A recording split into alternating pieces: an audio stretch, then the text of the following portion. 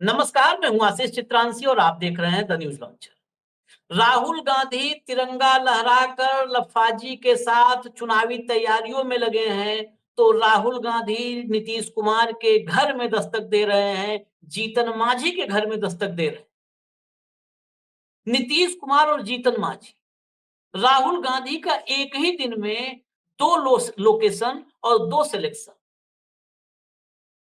ये दोनों बिहार चुनाव के मद्देनजर कितना महत्वपूर्ण है, जरा इस वीडियो में हम समझें।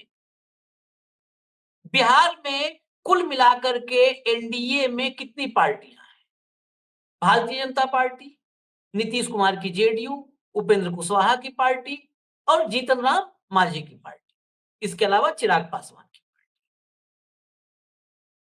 जीतन राम मांझी जो मुसहर समाज से हैं, जिनका बिहार में 3 से 4% मत प्रतिशत है और ये बहुत महत्वपूर्ण है।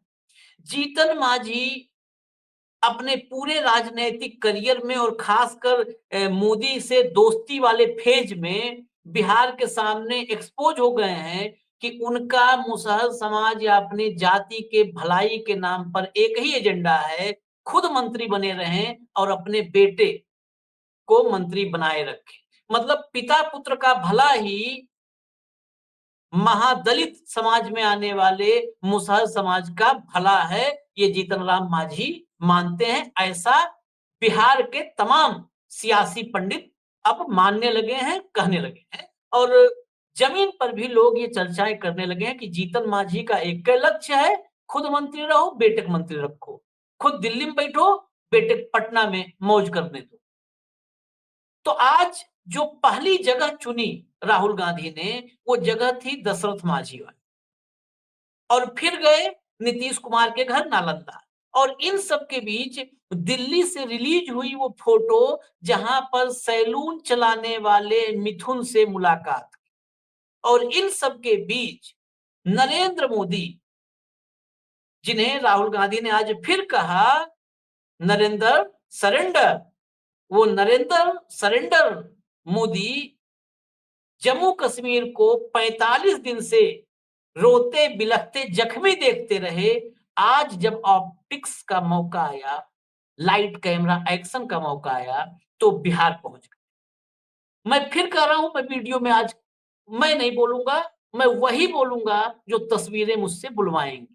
तो सबसे पहले जरा देखिए, जम्मू कश्मीर पहुंचे, चिनाब ब्रिज का उद्घाटन कर रहे, तिरंगा लहरा रहे और तिरंगा लहरा करके ही मौन धारण करके मुंह बंद किए, सिर्फ तिरंगा लहरा करके चीन से लेके अमेरिका तक को बहुत कड़ा संदेश देने वाले नरेंद्र मोदी की तस्वीरें। जरा ले आइए स्क्रीन पर नरेंद्र मोदी की तस्वीरें। ये तस्वीर ये स्क्रीन पर देखिए, इसको थोड़ा बड़ा कर दीजिए, बड़े में कर दीजिए, जब पीटीआई के सौजन्य से तो बड़े कर दीजिए। देखिए ये तिरंगा लहराते देखिए, ये चिनाब ब्रिज पर अकेले। कुल मिलाकर के आपने प्रधानमंत्री जो चुना है, कभी आपने देखा था इनके पहले? हालांकि ये तो अविनाशी हैं, भारत के तमाम एक मतलब लोग ऐसे हैं जिनको अंधभक्त कहें, भक्त कहें, जो भी कह लीजिए आप, वो ये मानते हैं कि यही प्रधानमंत्री हुए, बाकी तो कोई प्रधानमंत्री नहीं था। ये बाकायदे देखिए, यहाँ पर तिरंगा, पहले फीता इन्होंने रिबन काटा, फिर तिरंगा लिया, फिर देखिए तिरंगा लहराते हुए। आसपास कोई नहीं, पुल पर छोड़ दिया गया है। अब ये दर्शक सोचते होंगे कि देखिए पुल पर सीधे चले जा रहे हैं, वो लाइन ऑफ कंट्रोल क्रॉस करके पीओके जाएंगे और उधर से पीओके को कंधे पे उठा के ले आएंगे। लेकिन आप ये समझिए कि देश में सबसे जो तगड़ी सिक्योरिटी, कड़ी सिक्योरिटी है, वो प्रधानमंत्री मोदी की सिक्योरिटी है। चारों तरफ से चाक चौबंद व्यवस्था में स्क्रिप्ट के तहत ये तिरंगा लेकर के जो कड़ा संदेश दे रहे हैं, वो उसी का हिस्सा मात्र है। लेकिन मैं इसकी कहानी भी बता दूं 2 मिनट के अंदर, इस चिनाब ब्रिज की। इस चिनाब ब्रिज का सपना, जो इसका शुरू में आइडिया था, कॉन्सेप्ट, सपना, वो सपना था इंदिरा गांधी का।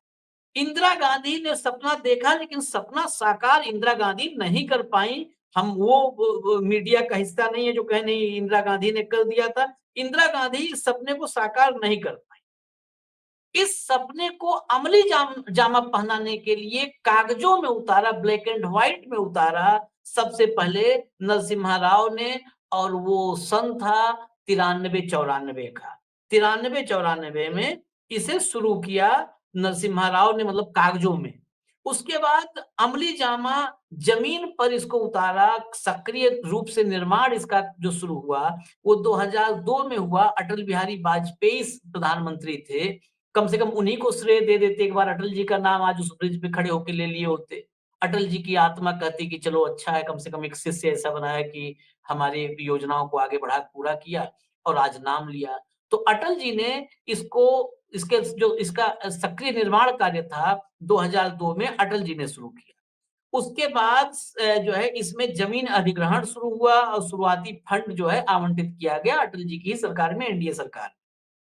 फिर अब आगे देखिएगा, सुनिएगा।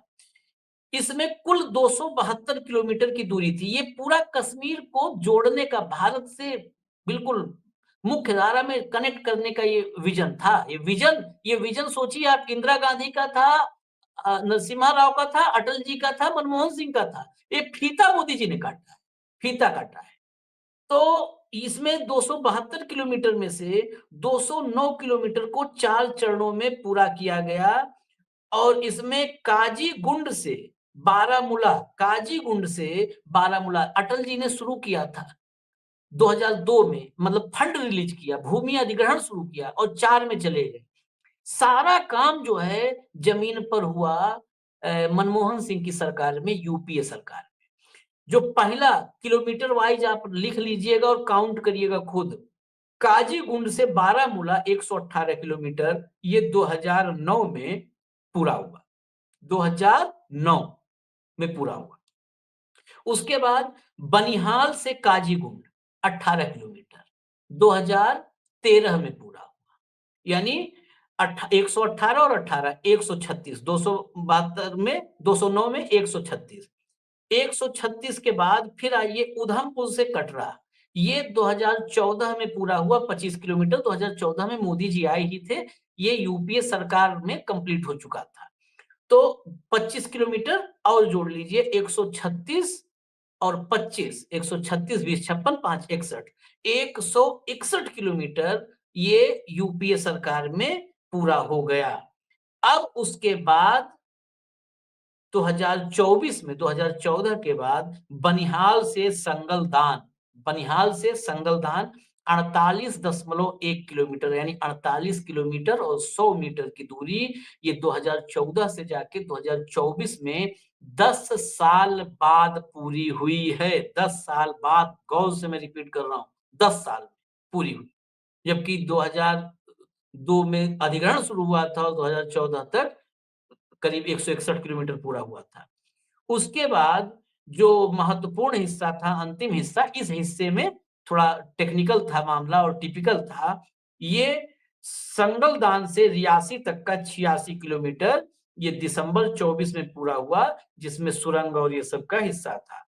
चिनाब रेल ब्रिज जो बना है वो इसी पूरे प्रोजेक्ट का हिस्सा था, जिस पर आज मोदी जी ने भाषण दिया, झंडा लेकर के। चीन, पाकिस्तान, रूस, अमेरिका, पता नहीं किसको किसको बहुत कड़ा संदेश दे दिया, बिना बोले कड़ा संदेश दे देते हैं, क्योंकि उनके मन की बात सिर्फ मीडिया समझती है, गोदी मीडिया। वो बता देती है कि मन में सोचा कड़ा संदेश। आज मोदी जी अगर इस परियोजना के पूरा होने पर, इस चेनाब ब्रिज के उद्घाटन पर, अगर आज इंदिरा गांधी का नहीं लेते नाम, मान लीजिए वो गांधी नेहरू परिवार का नाम नहीं लेना चाहते, मान लीजिए, विदेशों में तो मजबूरी में लेना ही पड़ता है, हालांकि उसके बगैर काम नहीं चलता, सम्मान ही उन्हीं के नाम पे मिलता है। लेकिन नरसिम्हा राव, उनका नाम ले लिए होते, अटल जी का नाम ले लिए होते, अपने ही उनके जो है गार्जियन, अभिभावक, अटल जी का नाम ले लेते, डॉक्टर मनमोहन सिंह का नाम ले लेते। अगर ये 3 नाम ले लिए होते कि आज ये परियोजना पूरा हुआ, मैं 3 अपने जो है बड़े नेताओं को, अपने वरिष्ठ पुराने नेताओं को याद करना चाहता हूँ, तो क्या देश को अच्छा लगता? नहीं लगता अच्छा। किसे नहीं अच्छा लगता? भक्तों को नहीं अच्छा लगता। चलिए कोई बात नहीं। मोदी जी श्रेय देने में कभी ये विश्वास ही नहीं रखते हैं। मोदी जी दूसरे के हिस्सा का श्रेय लेने में विश्वास रखते हैं। उन्होंने वही किया आज भी, तो इसमें कोई आश्चर्य नहीं। लेकिन जब ये सेठ की छीना-झपटी में मोदी जी लगे हुए थे तिरंगा लेकर के, तब राहुल गांधी क्या कर रहे थे, ज़रा वो दिखाते हैं। राहुल गांधी का विजुअल लाइए ज़रा दशरथ माझी वाला। दशरथ माझी के गाँव माउंटेन मैन, मैंने इसीलिए शुरू में कहा था कि बिहार में माझी माझी यानी मुसहर, मुसहर यानी महादलित का एक हिस्सा, महादलित में आने वाली एक जाति जिसकी 3 से 4% आबादी है बिहार में और बहुत महत्वपूर्ण है ये सियासत में। और गया से ही सांसद हैं जीतन राम माझी, मंत्री हैं बने हुए और वहीं स जो है विधायक इनके सुपुत्र हैं और मंत्री हैं। तो जीतन राम मांझी और जीतन राम मांझी एनडीए का हिस्सा है। जीतन राम मांझी के जरिए वो 4% साढ़े 3% 4% वोट एनडीए अपने पाले में करने को लेकर के आश्वस्त है। तो ये सीधा-सीधा जमीन पर उतर के जो जमीन की राजनीति कहते हैं, वो काम किए हैं। ये आप जो देख रहे हैं ये माउंटेन मैन दशरथ मांझी की देन है। उन्होंने पहाड़ को काट करके जो दुर्गम इलाका था, जहाँ कोई व्यवस्था नहीं थी, पहाड़ काटा था और पहाड़ काट के रास्ता बनाया था। आज पूरा परिवार ये जो आप फ़ोटोग्राफ्स देख रहे हैं, पूरे एक-एक फ़ोटो देखिएगा गौर से आप लोग।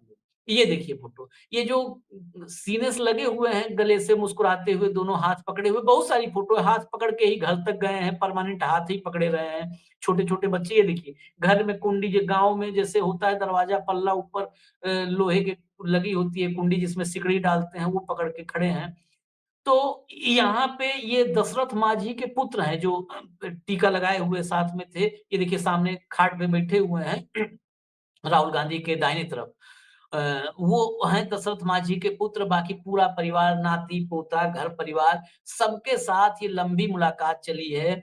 अब इस मुलाकात का अगर कन्वर्जन की बात करें, तो ये मुलाकात अगर 4% में डेढ़ 2% भी मुसहर मतदाताओं को महागठबंधन के तरफ ये देखिए, ये जो कंधे पे हाथ राहुल गांधी का जिन पे कंधे पे हाथ है, ये दशरथ माझी के पुत्र हैं। तो मेरा कहना है कि अगर कन्वर्जन इसमें 4% में डेढ़ 2% भी होता है, तो महागठबंधन के लिए बड़ी उपलब्धि होगी। यहाँ तक कि 1% भी मैं मिनिमम पे चलता हूँ, 1% भी कन्वर्जन होता है 4% में, तो ये बड़ी उपलब्धि होगी क्योंकि जो अटैचमेंट दिख रहा है राहुल गांधी के साथ वहाँ पर जिस तरीके से दशरथ माझी के पुत्र या पूरा परिवार, वो अटैचमेंट उसमें कहीं से भी दिखावा नज़र नहीं आ रहा है, जो स्क्रिप्ट होता है ना, वो दिखावा नज़र नहीं आ रहा है। वो आत्मीयता नज़र आ रही है, वो लाइट कैमरा एक्शन वाला मोड नज़र नहीं आ रहा है। तो ये यहाँ पर है इसके बाद ये फ़ोटो चलने दीजिए, इसके बाद नालंदा पहुँचे जहाँ पर संविधान रक्षा वाला जो मुहिम है वो वहाँ पर लेके गए और नालंदा का महत्व ये है कि बिहार में अगर नीतीश कुमार का सबसे मजबूत गढ़ कोई है, सबसे मजबूत ज़मीन कहीं है, तो नालंदा है क्योंकि नालंदा उनका अपना घर भी है और नालंदा में अति पिछड़े मतदाताओं की संख्या बहुत ज़्यादा है और उसमें भी खासकर नीतीश कुमार के सजातीय कुर्मी मतदाता, जो कुर्मी कुशवाहा की राजनीति उन्होंने की। अब वहाँ पर जाना, वहाँ पर भी जाकर के जरासंध की मूर्ति पर माल्यार्पण करना अ जो है वहाँ पर संविधान की चर्चा करना, संविधान की रक्षा की शपथ लेना और संविधान की बात करना, ये वो बातें हैं जो अति पिछड़ा और महादलित दलित को कहीं न कहीं टच करती है। अब उसमें भी राजेश राम के रूप में बिहार में कांग्रेस का प्रदेश अध्यक्ष राहुल गांधी ने दिया, जो दलित हैं और उसके अलावा सुशील पासी को बिहार में सह प्रभारी बनाया। तो 2 दलित, दोनों दलितों में भी कई जातियाँ, उपजातियाँ हैं। एक पासवान जो रामविलास पासवान का कुनबा जिसके चिराग पासवान वारिस हैं। कहा जाता है कि पासवान मतदाता करीब-करीब, कमोबेश मतलब करीब-करीब लामबंद होते हैं। वो रामविलास के भी साथ रहे और अब चिराग के भी साथ हैं। तो कुल मिलाकर के बिहार में करीब 18% दलित मतदाता हैं। 18 साढ़े 18% दलित मतदाता हैं। साढ़े 18% दलित मतदाताओं में 5% के करीब 5 सवा 5% पासवान है, साढ़े 5% पासवान। वो हटा दीजिए तो करीब 14% पौने 14% दलितों में गैर पासवान मतदाता हैं। अब राजेश राम, सुशील पासी ये दोनों गैर पासवान दलितों में मतदाताओं के बीच कितनी पैठ बना पाते हैं, कितना उनको अपने खेमे में खड़ा कर सकते हैं, अपने साथ ला सकते हैं। ये इन दोनों की ज़िम्मेदारी। 36% अति पिछड़ा मतदाता, 36% बिहार में। अब 36% अति पिछड़ा जो नीतीश कुमार का बेस रहा, मुख्य रूप से जिस पर राजनीति किए, नीतीश कुमार के पास 16-17% मतदाता रहे हैं। वो जो 16-17% है, इसी अति पिछड़ा और महादलित, अति पिछड़ा महादलित तो पूरा तो चला नहीं जाएगा, लेकिन इन्हीं में से 16, 17, 18% उनके पीछे रहे और वो भी सरकार रहते हुए बने मतदाता थे। वो जो महादलित की कैटेगरी और अति पिछड़े को लेकर के जो एक तरह से कहते हैं ना कि एक राजनैतिक जाल बनाया है, पूरा प्लान किया नीतीश कुमार ने, उसी की देन थी कि 16, 17, 18% मतदाता महादलित और अति पिछड़े में नीतीश के साथ रहे। अब अगर नीतीश कुमार की सत्ता जाती दिख रही, नीतीश कुमार की, मैं एनडीए की नहीं कह रहा हूँ बात अभी भी, नीतीश कुमार की, क्योंकि ये करीब-करीब बिहार में मैसेज क्लियर हो चला है। जेडीयू के प्रवक्ता दिखावे के रूप में भले कहें, ये जेडीयू को भी पता है क्योंकि जेडीयू में भी नीतीश कुमार को छोड़ करके बाकी जेडीयू अब भारतीय जनता पार्टी के इशारे पे चल रही है और नीतीश कुमार भी उनके दबाव में उन्हीं के इशारे पे चल रहे हैं। लेकिन अगर हम कहें नीतीश कुमार हो सकता है ना जो है जेडीयू का विलय करना चाहते हो, लेकिन नीतीश कुमार छोड़ के तो बाकी नेता की मर्जी चले तो जेडीयू का विलय कर दे भाजपा। संजय झा, ललन सिंह, अशोक चौधरी, ये सब के सब अमित शाह की लाइन पे अब चलना शुरू कर चुके हैं। तो ऐसे में जब बिहार में मैसेज क्लियर हो चुका है कि नीतीश कुमार अब मुख्यमंत्री अब नहीं बनने वाले हैं, अगर सत्ता में आती भी एनडीए तो भारतीय जनता पार्टी जिसे मुख्यमंत्री बनाएगी वो बनेगा, नीतीश तो नहीं। ऐसे में क्या ये महादलित और अति पिछड़े मतदाताओं में वो बिखराव हो सकता है, खासकर वो 16, 17, 18% जो नीतीश के साथ, वो नीतीश के साथ थे, वो नीतीश के लिए वो फॉर ग्रांटेड नहीं है कि उनको नीतीश कुमार कहीं ट्रांसफर कर दे कि अब आज से चलो भाजपा ही हो जाओ। वो इसके लिए बाध्य नहीं है वो मतदाता। तो क्या ऐसी संभावना है? क्योंकि जो फोकस है राहुल गांधी का, ये चाहे गया हो, चाहे नालंदा हो, वो पूरा फोकस महादलित, दलित, महादलित, अति पिछड़े और मुस्लिम, इन 3 पर है वो फोकस। पिछड़ों में आएँगे तो पिछड़ों में तो अति पिछड़े छोड़ दें, पिछड़ों में आएँगे तो अकेले यादव 14% है, वो करीब-करीब पिछड़ों में सबसे बड़ी भागीदारी उन्हीं की। तो वहाँ पर दिक्कत नहीं है। मुस्लिम करीब 18% के आस-पास हैं, उनकी दिक्कत नहीं है, वो तो लामबंद है।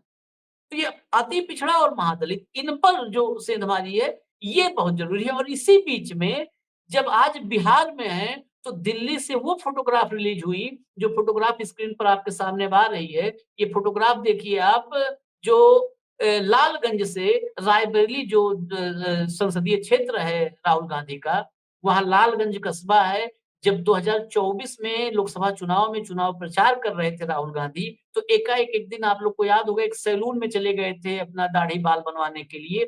वो यही सैलून है, ये जो आपको राहुल गांधी के बगल में दिख रहे हैं, ये मिथुन है।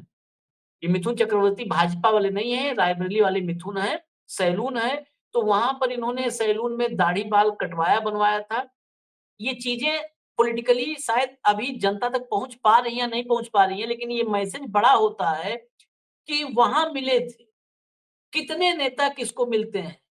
नरेंद्र मोदी ने प्रयागराज में नाविकों का पैर धुला था, उनका, याद होगा परात में रख के पैर धुला था। उसके बाद नरेंद्र मोदी से मैंने एक रिपोर्ट उस पे की थी और वहाँ ग्राउंड रिपोर्ट भास्कर के सौजन्य से था, भास्कर ने बड़ा डीप रिपोर्ट किया था। उसके बाद जिन नाविकों का पैर पोंछा और धुला था, वो नाविक डीएम से लेके और सबसे मिलते रह गए कि कुछ सुविधा मिल जाए, घर मिल जाए, आवास मिल जाए, कुछ नहीं मिला। पन्नी टाँग करके एक ही घर में बेटा बड़ा हो गया, ब्याह हो गया, बीच में साड़ी पुरानी टाँग करके और एक तरफ बेटा-बहू सो जाते हैं, एक तरफ वो बुजुर्ग सो जाते हैं, गरीब। मोदी जी पैर धुल के आए थे, पैर धुल के आए थे, समझ लीजिए इस बात। और वो पैर धुलने की कहानी भी बड़ा क्लियर उसने बताया था कि हम सफाई कर रहे थे, प्रयागराज के सफाई कर्मी थे, सफाई कर्मियों का पैर धुला था। सफाई कर्मी थे, प्रयागराज में सफाई कर रहे थे। एक सीनियर आया, कहा कि चलो गाड़ी में बैठो। वो अपने सीनियर के पास ले गया, वो कहा दाढ़ी-वाढ़ी इसकी ठीक नहीं, अपराधी लग रहा है, चलो जाओ मेकअप करवाओ, इसका दाढ़ी-वाढ़ी कटवाओ। उसके बाद गाँव तक में पुलिस वेरिफिकेशन हुआ और उसके बाद एक कैमरे कमरे में ले जाके बैठा दिया गया और बताया खुद उस सफाई कर्मी ने, बुजुर्ग ने, कि जिस कमरे में हमें बैठाया गया वहाँ पे काफ़ी लोग 20 के आस-पास थे, फिर छँटनी हुई, फिर 5-7 को रोका गया, वहाँ पे भी छँटनी हुई। सोचिए कितना इंटरव्यू हुआ, उतना इंटरव्यू सफाई कर्मी अगर दिया होता, पढ़ाई की उम्र में उतना सक्षम होता जो है, तो कलेक्टर बना होता, जितना इंटरव्यू मोदी से पैर धुलवाने के लिए देना पड़ा। और उसका कमरे में चारों तरफ कैमरे लगे हुए थे, चारों तरफ, वो बिग बॉस का घर था। ये फ़र्क मैं इसलिए बता रहा हूँ, बिग बॉस का घर था। अब ये फ़ोटो फिर दिखा दीजिए राहुल गांधी का मिथुन के साथ, सैलून वाले मिथुन के साथ। ये मिथुन के साथ फ़ोटो है, ये मिथुन को 2024 में चुनाव प्रचार में वहाँ पे गए थे, सैलून में दाढ़ी-बाल बनवाए थे, लेकिन याद था। मिथुन को भी याद था, इनको भी याद था, इन्होंने मिथुन से वादा किया था, दिल्ली बुलाया, अपने घर में बुलाया, पूरा परिवार आया, वो छोटा-सा बच्चा है, वो भी है, कोई दिखावा नहीं, कोई वहाँ पर एक देखिए, जो भी लोग फेस रीडिंग या बॉडी लैंग्वेज रीडिंग करते हैं, आप मान लीजिए हमें कि हम मूर्ख हैं, हमारे पास बुद्धि नहीं है। लेकिन जो लोग फेस रीडिंग करते हैं, बॉडी लैंग्वेज रीडिंग करते हैं, उनको दिखाइए फ़ोटो।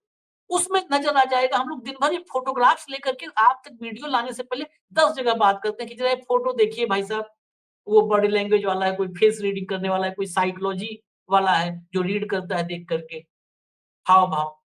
तो भेजते हैं कि देखिए ज़रा बताइए इसमें क्या मन में चल रहा होगा, क्या भाव होगा?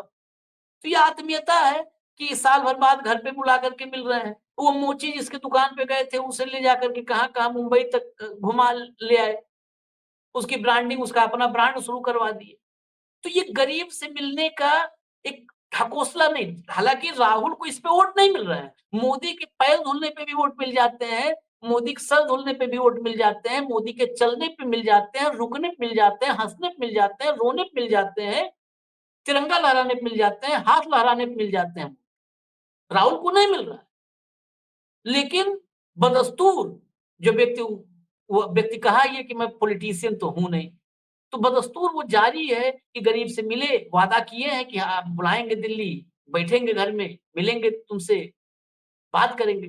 तो फिर वो जब नोट है, तो उसको बुलाना है, मिलना है, बात करनी है, खाना खाना है, वो हो रहा है। खैर, मुझे इजाज़त दीजिए, एक तरफ चुनाव प्रचार चल रहा है।